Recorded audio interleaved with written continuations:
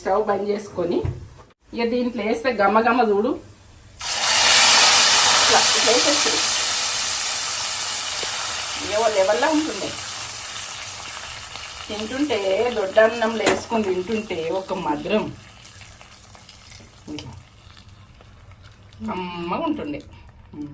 ఇది కరెక్ట్గా కొద్దిగా వేస్తుంది ఇట్లా మన మంచిగా ఇట్లా వేస్తామని వేసి కొద్దిగా గుడక వండిపోతురు ఆ రోజులల్లో ఫుడ్లా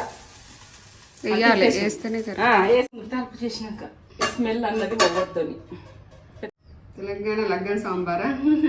పర్ఫెక్ట్ లగ్గన్ సాంబారే అది. కుండలలో ఎత్తురు చెప్పు.